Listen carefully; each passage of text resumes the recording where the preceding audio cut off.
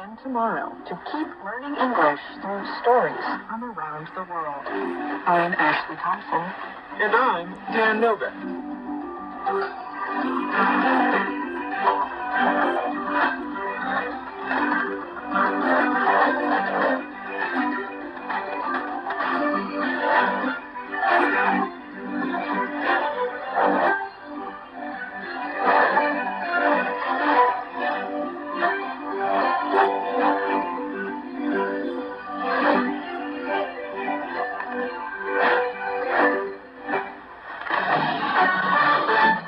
This is VOA News. I'm Alexis Strode. In a State of the Union address Thursday night, President Joe Biden will announce a plan for a temporary port on Gaza's coast to increase the flow of humanitarian aid.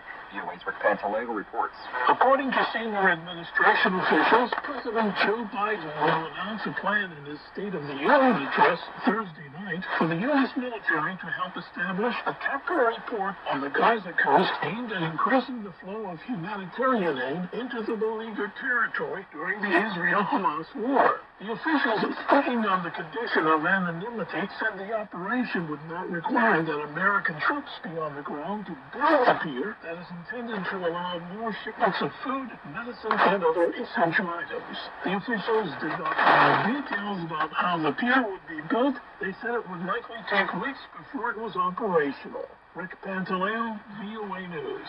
Sweden has formally joined NATO as the 32nd member of the Transatlantic Military Alliance, ending decades of post-World War II neutrality. VOA's Jeff Custer reports. Sweden and Finland each applied to join the alliance in 2022, both abandoning long-standing neutrality that was a hallmark of the Nordic states after Russia invaded Ukraine. Finland joined NATO last year, but Sweden's bid had been held up by NATO members Turkey and Hungary until just days ago. Swedish Prime Minister Ulf Kristersson and U.S. Secretary of State Anthony Blinken presided at a Washington ceremony Thursday when the instrument of accession for Sweden to join NATO was deposited at the State Department. At the ceremony, Blinken credited Sweden's perseverance. Good things come to those who wait. No better example.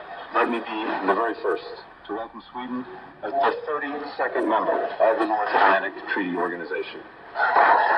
Jeff Custer, VOA News. For additional stories 24 hours a day, visit voanews.com. This is VOA News. As they wrap up a three-day summit, leaders attending the Association of Southeast Asian Nations, or ASEAN, called for all maritime disputes in the region to be resolved without threats or the use of force. AP correspondent Charles De La Desma reports. Australia's Prime Minister, Anthony Albanese, says he's concerned by unsafe and destabilizing behavior in the South China Sea, such as the latest collision between Chinese and Philippine ships.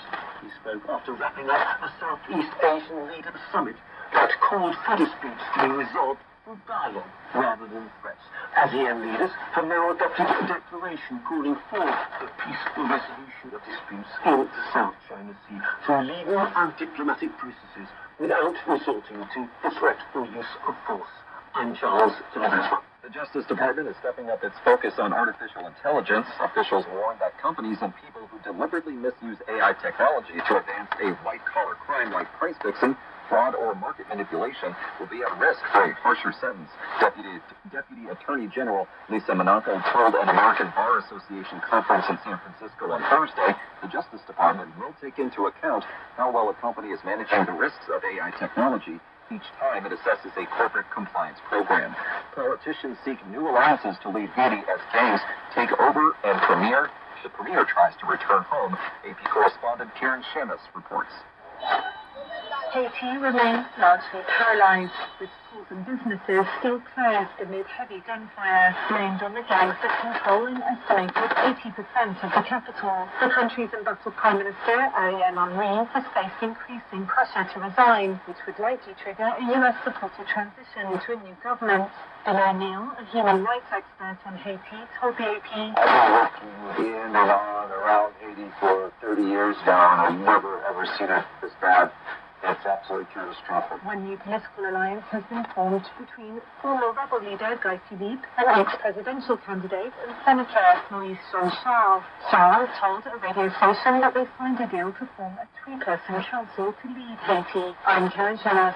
European Union regulators want to question Apple over accusations that it blocked video game company Epic Games from setting up its own app store. It's a possible violation of digital rules that took effect in the 27-nation bloc Thursday. Fortnite maker Epic has spent years fighting Apple's exclusive control over the distribution of iPhone apps. Epic says Apple thwarted its attempt to set up its own iOS app marketplace to compete with Apple's App Store. The EU says it has, quote, requested further explanations from Apple. Apple called its action justified because of Epic's previous unlawful actions and litigations that culminated in a mostly unsuccessful U.S. case. I'm Alexis Pearl, VOA News.